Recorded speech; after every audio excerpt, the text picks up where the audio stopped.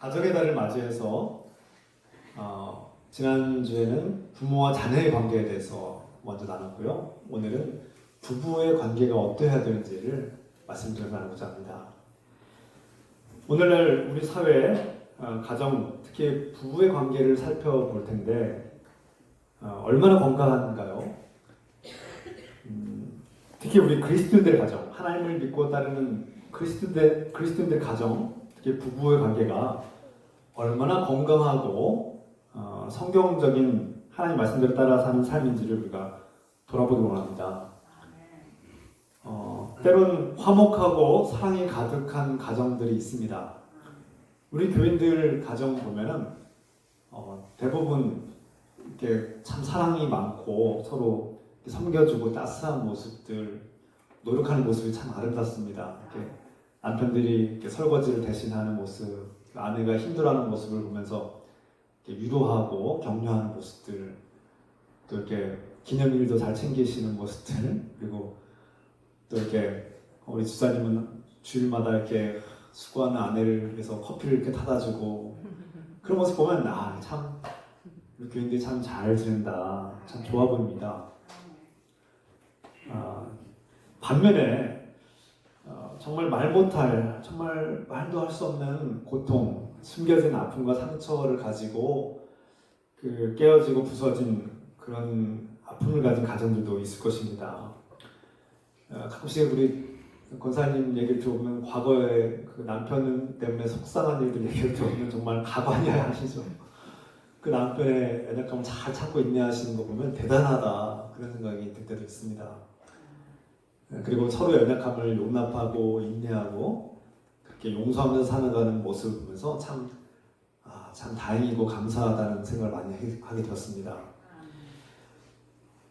오늘 이 말씀은 이미 사랑으로 이미 서로 섬기고 건강하게 살아가는 가정에는 더 건강해지고 더 성숙해지는 말씀이길 바랍니다.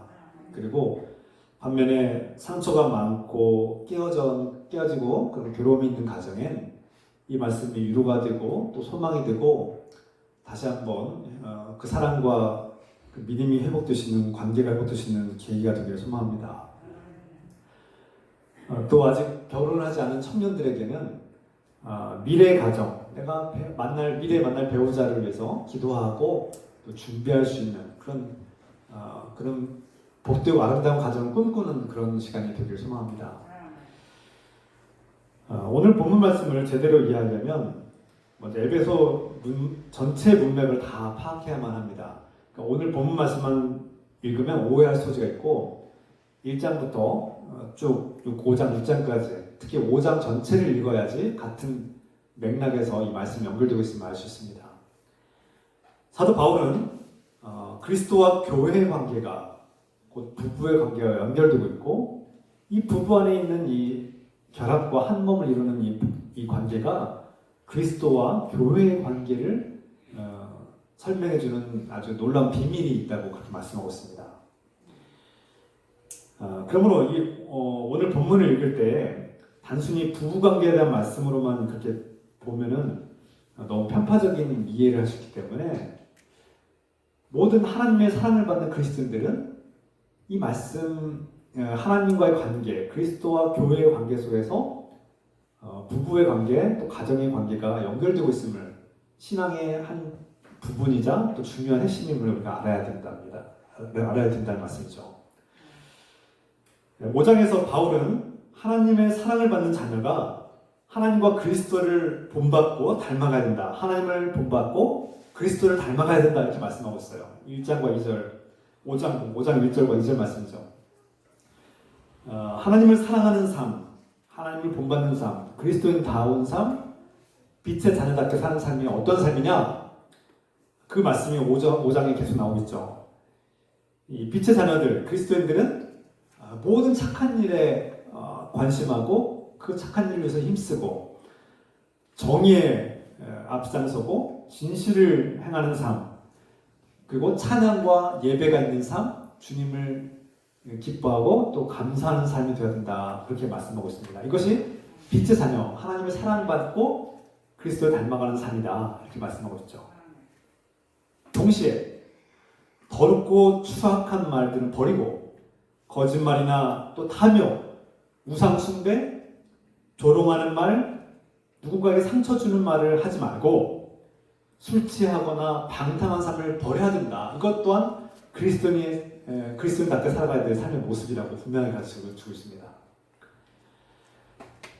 이 삶이 결정적으로 어디서 나타나냐? 가정에서 먼저 나타난다. 그리고 가장 아름다운 모습은 바로 서로에게 피차 복종하는 모습이다. 이렇게 말씀하고 있어요. 21절 말씀에 이 그리스도인의 삶이 절정에 다다를 때는 복종하는 삶으로 나타난다. 이것은 피차, 서로 복종한다고 말씀했어요. 서로 상호간에 복종하는 삶으로 결실하고 나타나게 된다는 것이요. 복종하라, 이 휘포타소라는 단어, 순종하다, 따르다라는 이 단어는 사도 바울이 이 단어를 쓰는 이유는 어떤 일방적인 강요나 어떤 폭력에 의해서 강요된 어떤 굴복을 의미하는 것이 아닙니다. 억압에 의해서 내가 어쩔 수 없이 굴복하는 그런 복종이 아니라 그 정반대의 의미를 가지고 있죠. 서로 복종하는 삶, 아내가 남편에게 복종하고 남편도 아내에게 복종하라, 이 말씀이에요. 우리가 성경 22절만 읽으면 마치 아내들에게만 복종하라고 말씀한 것 같지만 21절 말씀을 읽어야 된다는 거예요. 모든 그리스도인들은 서로 복종해야 된다는 거예요. 아내에게만 복종을 강요하거나 자녀들에게만 복종을 강요해서는 안 된다는 거예요. 그건 강요에 의해서 돼서도 안 되지만 서로 복종하라고 했어요. 서로. 남편은 아내에게, 아내는 남편에게 서로 복종하라. 모든 그리스도인은 서로 복종하는 삶을 통해서 열매 맺는다는 것을 보여주고 있죠. 그래서 흔히 이 성경 말씀, 오늘 본문의 사도 바울의 가르침을 가부장제의 삶을 옹호한다든지 또는 남성 우월주의를 주장한다 또는 여성을 비하하는 말씀 아니냐 이렇게 오해해서는 안 된다는 겁니다. 어떤 사람들은 이 앞에 문맥을 읽지 못한 채 그리스도의 삶에 대한 말씀인데 그것을 잘 모른 채 사도 바울이 이 복종하라는 단어 한마디에 거부감을 가지고 오해를 할 수 있다는 거예요. 그래서 사도 바울은 절대 그런 말씀을 가르치고 있는 것이 아닙니다. 서로 복종하라고 분명히 가르치고 있어요. 그리고 그 복종은 어떤 힘과 강제와 억압과 폭력 앞에 굴복하는 것이 아니라 사랑하기 때문에, 존경하기 때문에 서로 섬기기 위해서 자발적으로 하는 복종을 말하고 있는 것입니다. 완전히 다른 의미죠. 오늘 사도 바울의 말씀을 좀 더 깊이 이해하려면 당시대의 그리스 로마 문화를 이해할 필요가 있습니다. 사도 바울은 로마 제국의 그 당시대를 전체적으로 평가하기를 이 시대는 악하다 이렇게 말씀하고 있어요. 16절 말씀, 세월을 아끼라 때가 악하니라 이렇게 말씀하고 있죠.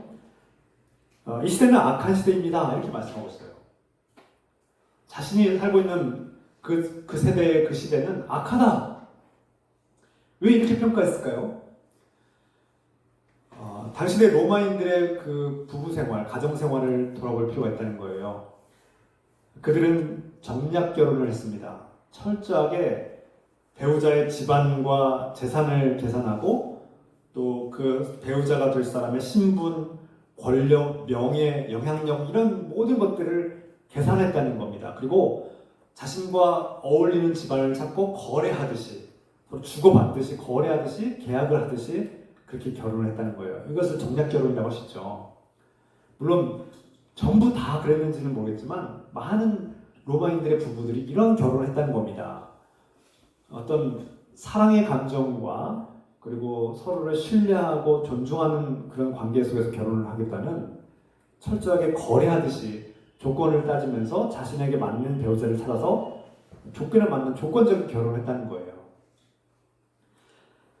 그러다 보니 자신이 손해보지 않으려고 열심히 계산하고 자신이 열심히 계산했는데도 불구하고 생각했던 것보다 좋지 않으면 실망하게 되고 그 결혼 생활은 굉장히 우울하고 불행하게 될 수밖에 없다는 것입니다. 1세기 그리스 로마 시대에 특히 여성들을 연구한 제가 보고서를 보면 고대 여성들도 어느 정도의 인권이 있었고 부모로부터 재산을 물려받기도 하고 자신이 결혼할 때 가져간 지참금과 재산을 남편에게 다 뺏기지 않고 어느 정도 자신이 그대로 법적으로 소유할 수 있는 그런 법적인 권한이 있었습니다. 로마인들은 그런 권한을 여자들도 가지고 있었어요. 우리 한국 사회는 딸들에게 재산을 물려주고 유산을 물려준 지가 불과 몇십 년밖에 안 됐습니다. 그런데 1세기 시대의 로마 여성들은 부모님의 유산을 물려받을 수 있었어요. 그리고 남편의 결혼 후에도 자기 재산을 계속 가지고 있을 수 있었습니다. 이런 측면에서 볼 땐 1세기 로마인들의 여성 인권이 꽤 상당히 수준이 있었다는 것을 알 수 있죠. 그런데 다른 한편으로 볼 때 이것은 결혼 이후에도 철저히 부부가 서로 계산하고 자기 재산을 철저히 지키려고 하고 분리되고 암묵적인 거래와 계약이 여전히 존속되고 있다는 것을 의미하기도 합니다. 그런 의미에서는 정말 성경이 말씀하는 건강하고 아름다운 부부의 모습은 아니지 않느냐 그렇게 평가할 수도 있는 것이죠. 물론 이것은 또 다른 이슈가 될 수도 있겠지만 그리스도인들이 로마인들이 물론 다 그런 것은 아니겠지만 예외도 있겠지만 많은 그리스 로마인들은 이런 조건적인 결혼과 정략적인 결혼을 통해서 사랑의 관계를 맺지 못했다. 사랑으로 정말 부부가 서로 사랑하고 존경하고 섬기는 관계를 맺지 못했다는 것에 핵심이 있습니다. 이러한 결혼 생활은 대부분 우울했고 불행하게 되었고 많은 남편들은 결혼 외의 관계를 맺는 것을 자연스럽게 당연한 듯이 그런 문화가 형성됐다는 것입니다. 오늘 불륜이라고 말하는 그런 외도가 흔하게 일어났다는 것이죠. 서로의 집안과 부모의 배경이나 조건을 따지면서 때로는 상대방의 열악한 조건들을 무시하고 상대방의 약점을 막 조롱하고 함부로 경멸하며 말하기 때문에 다툼이 심한 그런 상황들이 흔하게 일어날 수 있었다는 것이죠. 그리고 고대 사회에서 부부관계는 의무와 책임만을 강조하는 경향이 강했다고 볼 수 있습니다. 이런 상황에서 사랑과 존경심이 우러나서 자발적으로 복종하는 모습은 상상할 수 없는, 기대하기 힘든 일이었다는 것이죠. 종종 남편이나 아내의 집안이 또 실패하거나 몰락하고 또 재산을 탕진하게 되면 또 신분을 잃어버리면 이혼할 수도 있는, 그리고 헤어지는 것이 얼마든지 당연하게 여겨지는 그런 문화였다는 겁니다. 이게 로마 문화였어요. 또한 로마의 문화의 그 문헌들을 보면은 혼외 자녀들에 대한 문제가 심각하게 발생합니다. 그 결혼 안에서의 자녀들이 아니라 밖에서의 자녀들이 너무나 흔하게 발생했고 그 자녀들을 유기하기도 하고, 그래서 초대 기독교 로마 기독교에서는 이 교회가 그 버려진 아이들을 키우고 돌봄으로써 소위 말하는 보육원, 오늘날 보육원이 교회 안에서 먼저 시작되었음을 알 수 있습니다. 기독교는 버려진 아이들, 로마인들이 버린 아이들을 데려다가 먹이고 돌보고 키우고, 또 로마인들이 약자들을 경멸하는 그런 문화 속에서 버려지고 소외당하는 약자들을 교회가 끌어안고 그들을 사랑과 존중으로 돌봤던 것입니다. 이것이 그리스도 교회의 아주 아름다운 모습이었던 것이죠. 여성을 무시하고 아까 말씀드렸듯이 1세기에 여성 인권이 있었음에도 불구하고 오늘날 같은 인권은 상상할 수 없었죠. 여전히 여성들은 무시당하고 차별당하는 그런 문화 속에서 이 극단적으로 어떤 문화가 형성되었냐, 로마인들은 특히 귀족 사회로 갈수록 동성애가 발달하게 됩니다. 사도 바울 로마서에서 이 동성애에 대해서 굉장히 적나라하게 질책하고 책망합니다. 이건 죄악이다. 물론 제가 성적 소수인들을 차별하라는 얘기가 아닙니다. 결국 그 차별해서는 안 되는데, 여성을 무시하다 보니까 극단적으로 이런 동성애 문화가 형성됐다는 것이죠. 그러므로 이 사도 바울은 하나님의 말씀을 따라서 사는 그리스도인들의 이런 로마인들의 문화를 본받지 말라, 저항하고 거부하라는 말씀을 하고 있는 거예요. 아내들이여 남편에게 복종하라. 남편들이 아내를 사랑하라 이 말씀이 그냥 단순하게 하는 말씀이 아니라 그 로마 시대의 그 악한 문화를 본받지 말고 저항하고 하나님 말씀에 따라 사는 삶이 어떤 삶인지를 우리가 분명히 깨달아야 된다. 저들의 문화를 본받지 말라는 분명한 메시지를 담고 있는 것입니다. 그래서 이 말씀을 앞에서 말씀드린 것처럼 어떤 복종하라는 이 단어 때문에 거부감을 갖거나 마치 여성들을 비하거나 남자의 우월한 어떤 가부장제를 옹호하기 위한 말씀으로 이해해서는 안 된다는 거죠. 오히려 그 반대로 이해해야 된다는 말씀을 다시 한번 드립니다. 그 사도 바울은 악한 문화, 로마인들의 악한 문화를 본받지 말아라. 이 시대는 악하다라고 평가한 것이죠. 최근 부부와 또 결혼, 또 이혼을 주제로 한 드라마 이 부부의 세계가 한동안 인기를 끌어왔습니다. 뭐 보신 분도 계시고 모르신 분도 계시겠지만 이 드라마에서 이 결혼과 이혼을 주제로 하고 있습니다. 그럼에도 이 드라마가 이 결혼과 이혼은 어제 오늘 얘기가 아닌데 흔한 드라마의 주제임에도 불구하고 이 드라마가 유독 주목받고 인기가 많은 이유는 결혼과 또 이혼, 또 그 이혼의 이후의 삶에 대해서 깊이 있는 내면의 어떤 현실을 잘 묘사하고 있기 때문에 아닐까 생각합니다. 한 가정의 주인공은 완벽한 아내를 두고 있습니다. 그 아내는 참 거의 완벽한 아내예요. 그럼에도 불구하고 이 남편은 그 아내에게 만족하지 못하고 다른 젊고 또 부유한 여자에게 외도를 합니다. 이 남편의 불륜으로 인해서 이 외도와 배신이 시작되고 또 이를 복수하는 아내, 그 속에서 상처와 배신감과 그 분노로 가득한 이혼 과정을 잘 묘사합니다. 그리고 이혼하면 끝날 줄 알았어요.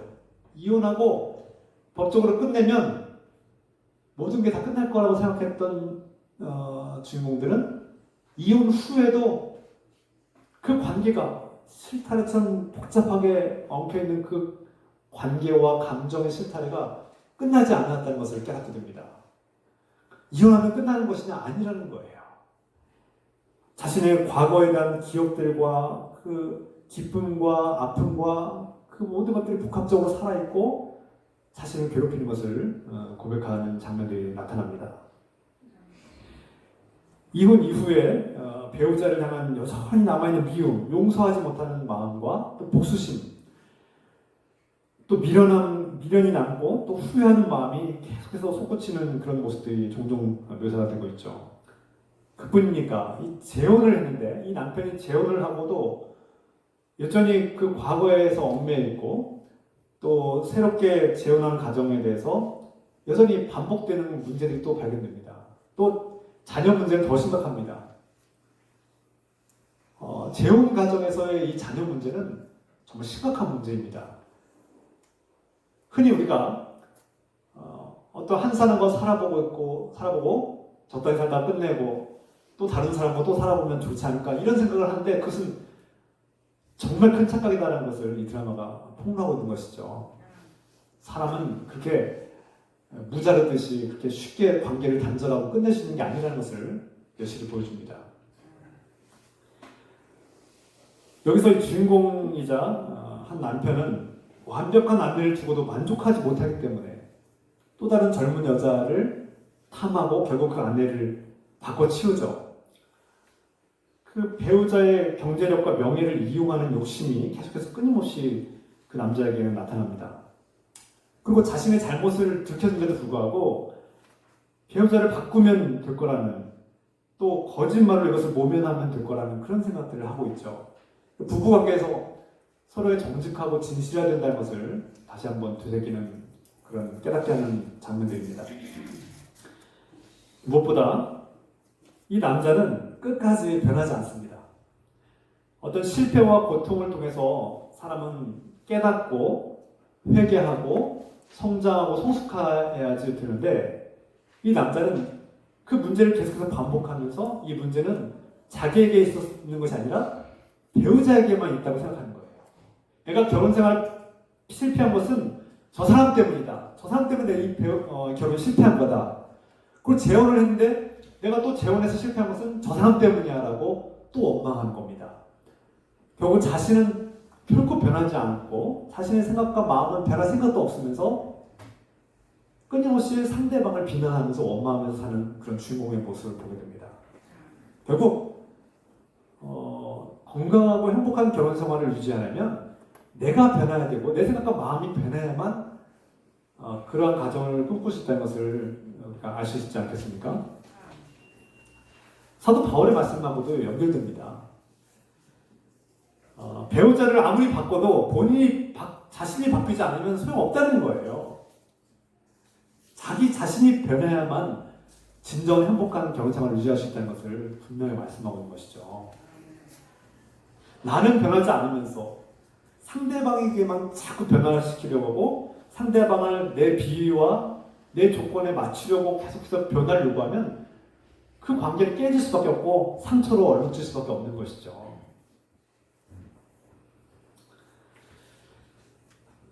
제가 이 드라마를 소개하는 이유는 그 속에서 또 자신의 잘못, 그 관계에서의 실패와 불행을 깨달았지만 체면 때문에 겉으로는 잘 사는 모습만 보여주려고 이렇게 유선적으로 우리 부부는 아무 문제 없다고 이렇게 유선적으로 이렇게 살아가는 많은 가정들의 모습들이 오늘날 한국 사회의 모습이 아닐까 이런 생각을 하게 됩니다. 겉으로는 웃으면서 우리 부부는 아무 문제가 없고 다정해라고 얘기하지만 그 속에는 말 못할 숨겨진 죄악들과 상처와 아픔들이 많지 않느냐 이렇게 조심스럽게 돌아보는 것이죠. 이 드라마를 통해서 우리는 오늘날 우리 한국의 부부관계 현실과 문화가 어떠한지를 잘 반영하고 있다고 생각합니다. 여전히 우리는 이기적이고 또 탐욕에 눈이 멀어 있을 때가 있고 철저하게 자기중심적으로 생각하고 상대방을 존중하거나 상대방의 입장에서 생각하지 않고 자기중심으로만 바라보려는 이기적인 존재라는 것을 다시 한번 돌아보게 된 것이죠. 또 오늘날 많은 결혼들이 조건을 거래하듯이 결혼하는 문화가 여전히 남아있다.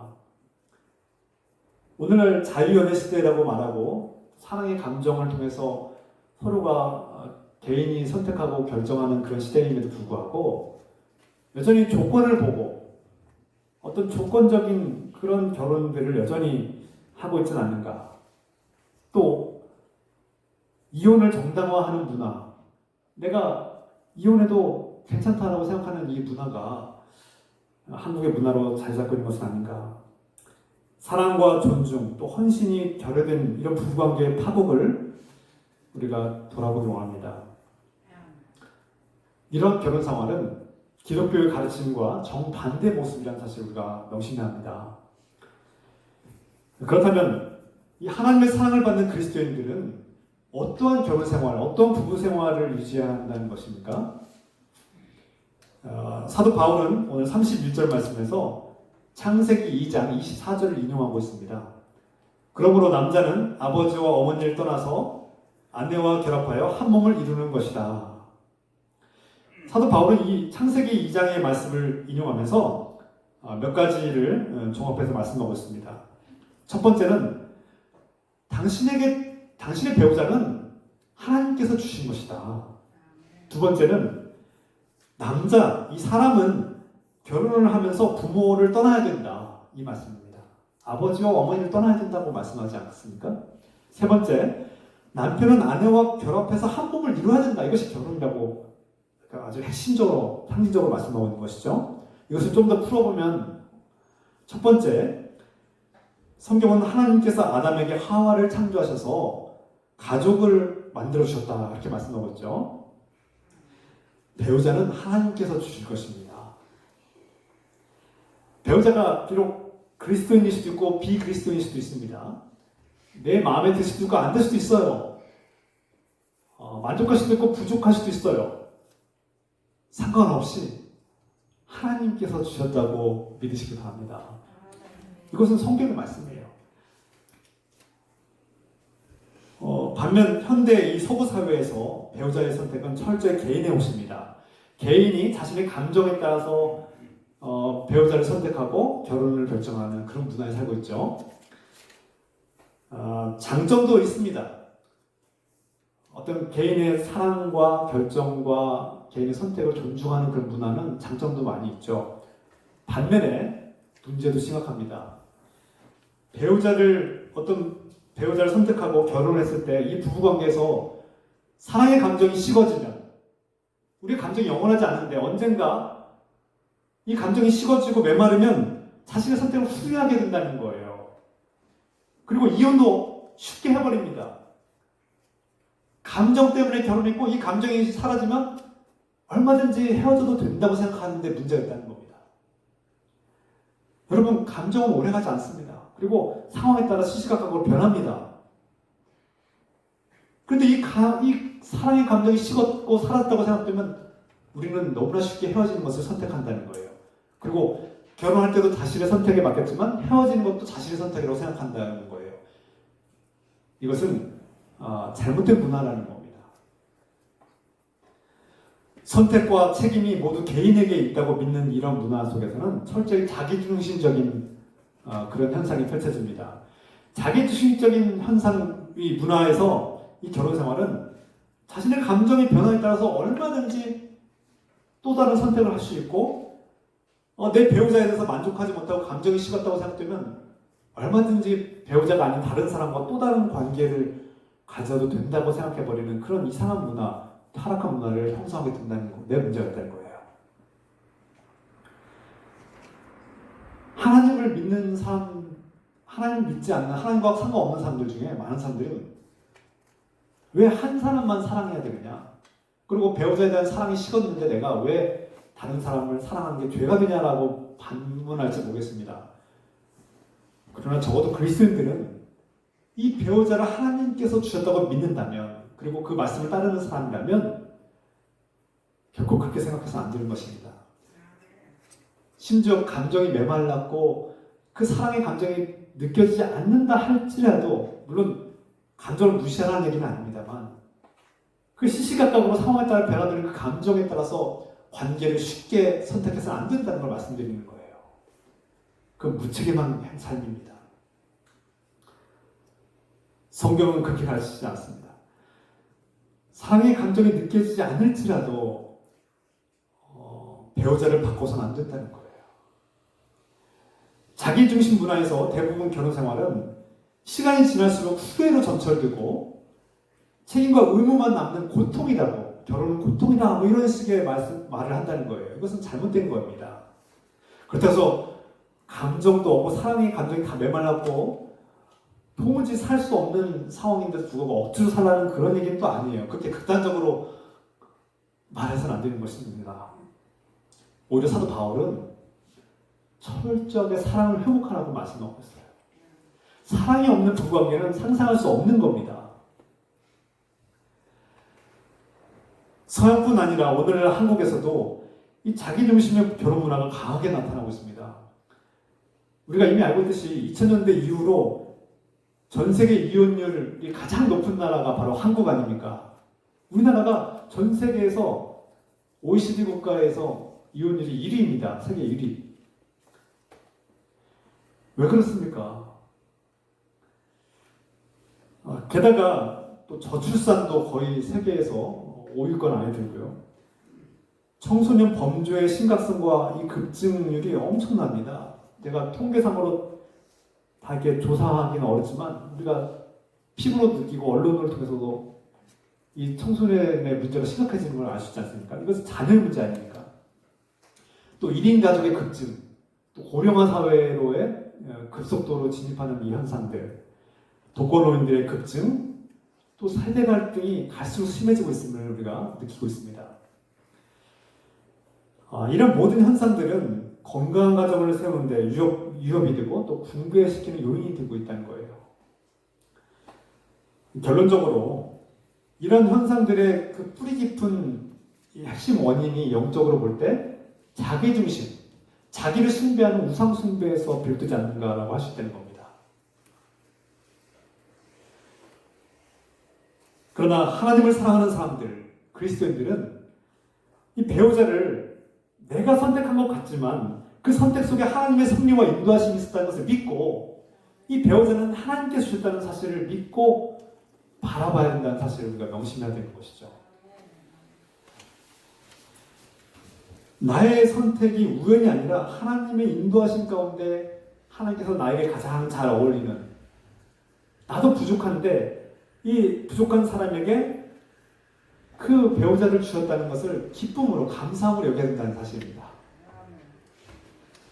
때로는 어떤 상황들이 반복되고 때로는 상처와 배신감들로 감정이 메마르고 식을 수도 있습니다만, 우리는 하나님께서 나에게 왜 저 배우자를 주는지를 깨닫고 그 배우자의 관계와 사랑의 관계를 끊임없이 회복하려고 최선을 다해야 될 의무가 있다는 겁니다.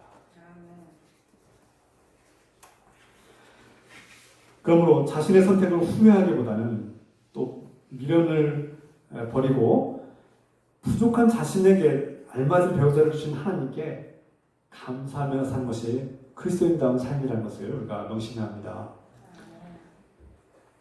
둘째로, 사람은 결혼하면 부모를 떠나야 합니다. 사람이 그 아버지와 어머니를 떠나 여자와 결합하여 한 몸을 이루어야 된다. 창세기 2장 24절의 말씀은 이 사람이 남자든 여자든 결혼을 하면 경제적으로나 정서적으로나 더 이상 부모를 의지하지 말아야 된다는 말씀이에요. 두 사람이 결혼을 통해서 스스로의 문제를 스스로 부부가 의논하고 합력해서 해결해야 된다는 뜻입니다.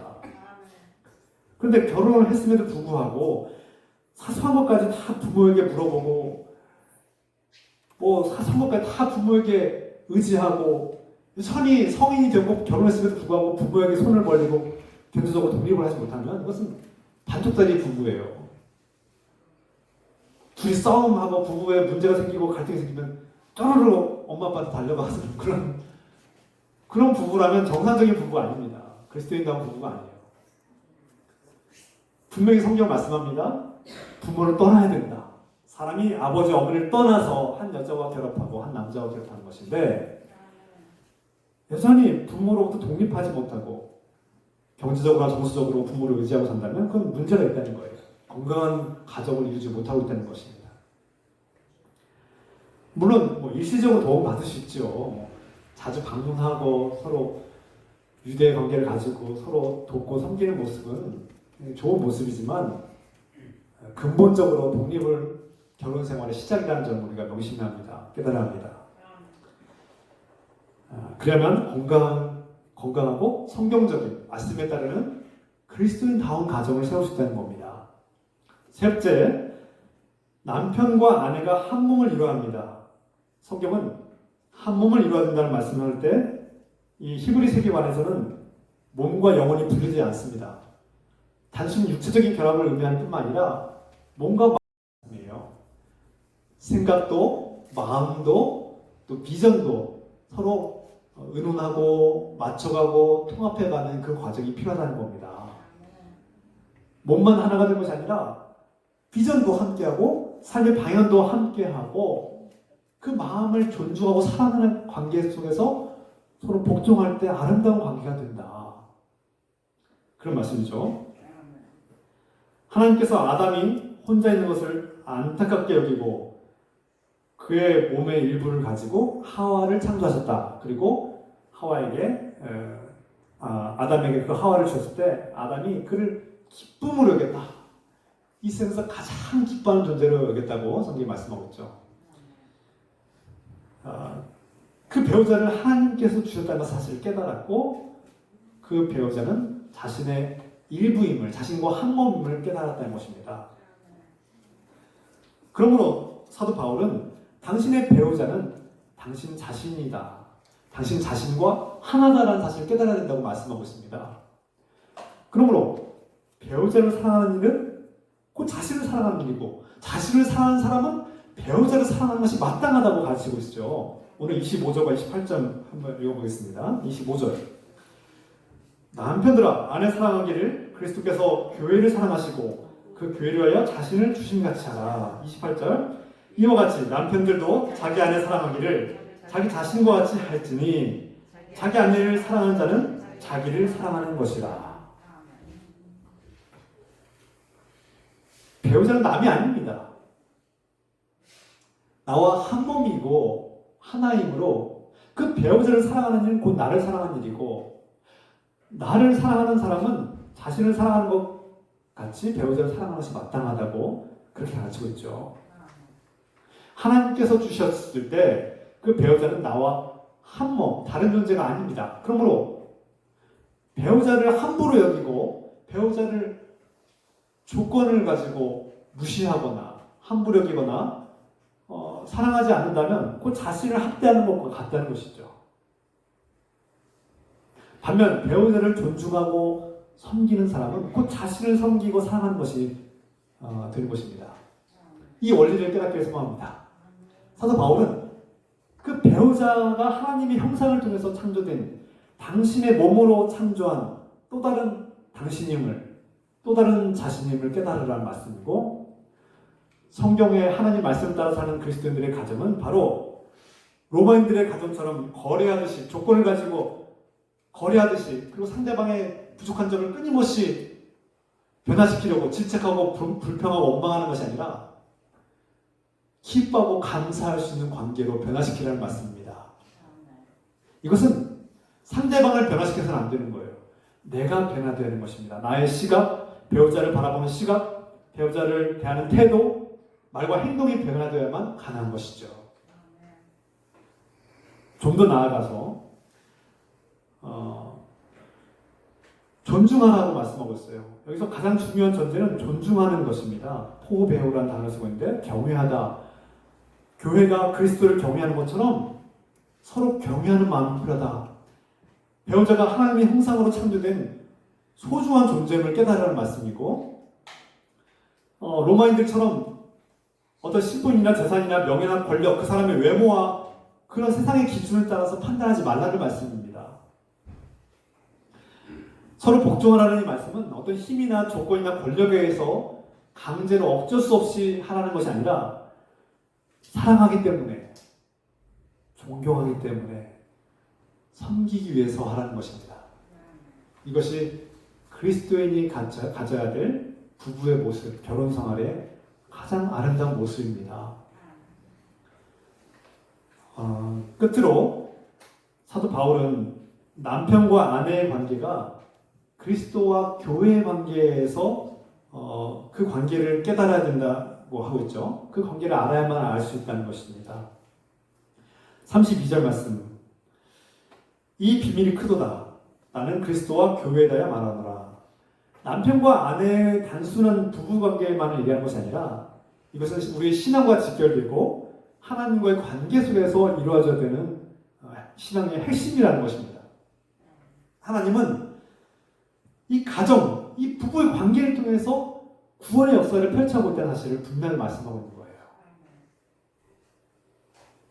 우리의 부부의 관계는 단순히 내 선택, 내가 좋으면 그냥 살고 싫으면 언제든지 해주시는 그런 관계가 아니라 우리의 부부의 사랑의 관계를 통해서 메시아가 탄생하기도 하고 하나님의 자녀들이 탄생하고 하나님께서 이 세상을 구원할 놀라운 구원 역사를 완성하고 청취해가 나가는 놀라운 역사 속에 그런 과정이 있다는 것 사실을 우리가 명심해야 되는 것입니다.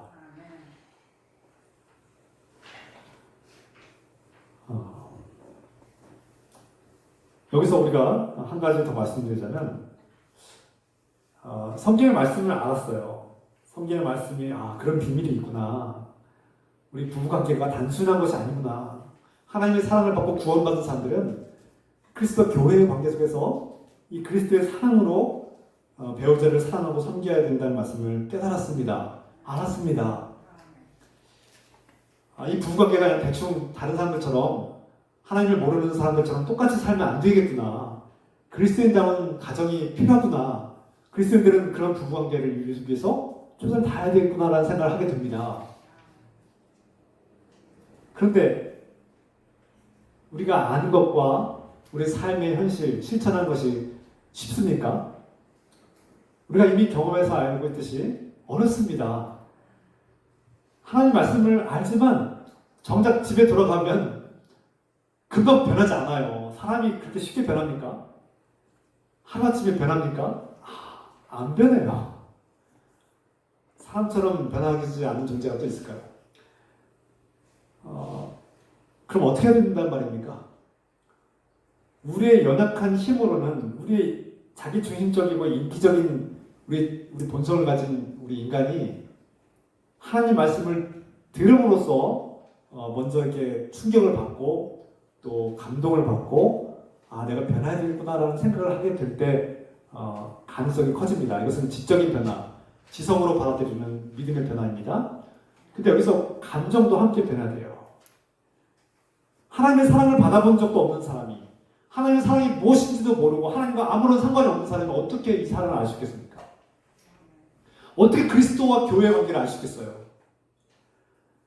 그리스도가 나를 구원하셨다는 그 십자가의 사랑이 느껴지지도 않고 한 번도 교회 본 적도 없는 사람이 어떻게 이 그리스도와 교회의 관계를 알고 이것을 부부관계에서 적용할 수 있겠습니까? 그러므로 이 말씀을 들을 때 먼저 하나님을 알아야만, 하나님의 사랑을 받아본 적이 있어야만, 그리스도와 온전한 관계, 그리스도의 사랑이 나의 죄악을 용서하고 나를 거듭나게 하시고 나를 구원하게 하시는 능력임을 깨달아야만 이 부부관계도 변화되시고 가정도 변화될 수 있다는 것입니다. 그러므로 부부가 변해야 된다, 부부가 서로 사랑해야 된다, 부부가 존경해야 된다, 부부가 섬겨야 된다 이러고 아무리 강조해도 하나님의 사랑을 알지 못하는 사람에게는 아무런 의미가 없다는 거예요.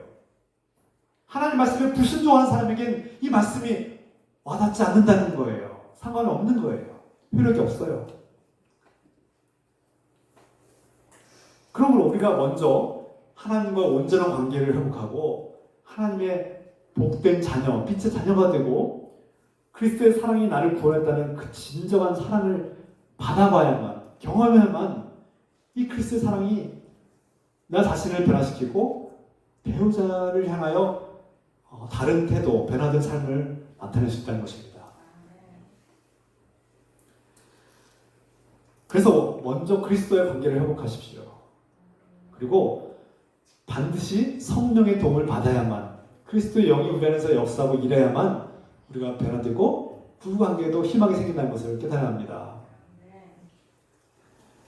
그래야만 그리스도가 주인이 되는 삶, 내 삶에 그리스도가 왕이 되는 삶이 돼야만 자기중심적이고 자신을 숭배하던 우상이 사라지고 이기적인 자아와 탐욕적인 본능을 이기고 예수 그리스도 안에서 복종하는 삶, 배우자에게 복종하는 삶, 사랑하고 존경으로 섬기는 삶이 가능하다는 것입니다.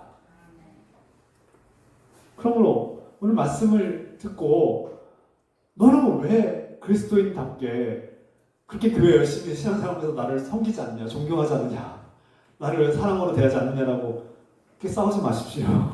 의미 없습니다. 또 내 남편은 왜 교회를 신앙생활을 하지 않아서 나는 왜 이렇게 이렇게 할까, 이런 불만도 갖지 마세요. 먼저 내가 변화되길 바랍니다. 하나님과의 관계 속에서 예수 그리스도의 사랑으로 내가 변화될 때 성령의 도움을 받아서 배우자를 바라보는 시각이 변화되고 그 태도가 변화될 때 배우자도 변화될 것입니다. 내가 먼저 성장하고 성숙하면 우리 배우자들은 변화되기 마련입니다. 그런데 우리가 먼저 이 말씀을 듣고 말씀을 통해서 우리 지적인 변화, 그리고 감성적인 변화, 우리 의지가 변화될 때 우리가 그 배우자를 존중하는 법, 사랑하는 법을 배우게 되고 훈련하게 되는 것이죠. 이 복종은 훈련이 필요합니다. 우리 자녀들이 처음부터 부모에게 복종하는 것이 아니라 많은 훈련을 통해서 복종하죠. 그것은 사랑을 통해서 이루어집니다. 오늘 말씀 마무리합니다. 오늘 사도 바울은 로마인들의 문화를 본받지 말아라. 철저하게 조건을 따지면서 거래하듯이 결혼하고 그 우울하고 불행한 삶 속에서 유선하면서 체면 때문에 유지하는 그런 결혼생활을 본받지 말아라. 부러워하지 말아라는 것입니다. 오히려 그리스도인들은 그 세상의 기준을 버리고 그 세상의 문화, 개인의 감정이 좌지우지하는 그런 결혼생활, 자신의 감정에 따라서 얼마든지 배우자에 대한 감정이 식으면 다른 배우자를 바꿀 수 있다는 생각들, 그런 세상의 문화, 얼마든지 이혼을 당연시 여기는 그런 문화를 품받지 말고 거부하라는 겁니다. 거부하라는 거예요. 그리스도인들의 문화가 필요합니다. 그리스도인다운 가정, 그리스도인다운 부부관계와 결혼생활이 중요합니다. 그것은 바로 서로 하나님 말씀을 따라서 부모로부터 독립할 줄 알고 아내와 몸과 마음이 하나가 되는, 정말 함께 꿈꾸고 함께 비전을 나눌 수 있는 그런 복된 가정을 꿈꾸고 소망하며 기도하기 바랍니다. 우리가 서로 복종하는 모습은 그 사람의 어떤 조건 때문에, 그 사람의 권력 때문에, 그 사람의 재산과 그 사람의 영향력 때문이 아니라 사랑하기 때문에, 존중하기 때문에 자발적으로 복종하고 섬기는 모습이어야 합니다. 이것이 성경의 핵심입니다. 자신을 사랑하는 사람은 자신의 한 몸인 배우자를 사랑하는 것이 마땅하고, 배우자를 자신의 한 몸으로 여겨야만 하나님 말씀에 따라 순종한 삶이 이루어집니다. 자신을 존중하는 사람은 곧 배우자를 존중하는 것입니다. 배우자를 사랑하고 존중하고 아끼는 사람은 곧 자신을 사랑하고 존중하는 것입니다. 진정으로 자기 자신을 사랑하고, 이 시대가 자기를 우상화하는 시대지만 진정으로 자신을 사랑하는 사람이라면, 진정으로 자신을 존중할 줄 알고 자신을 행복하게 하려면 배우자를 사랑하십시오. 배우자를 섬기십시오. 배우자만을 끝까지 경청하십시오. 그것은 곧 자신을 사랑하는 일이고 자신을 존중하는 일입니다. 우리 모두가 이 거룩한 부부의 관계, 사랑의 관계를 통해서 하나님 나라와 구원의 역사를 펼쳐가는 하나님의 뜻을 발견하기 바랍니다.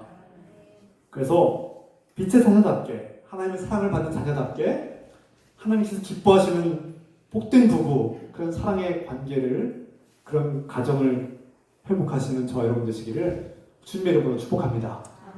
기도합시다. 오늘 이 말씀을 묵상하며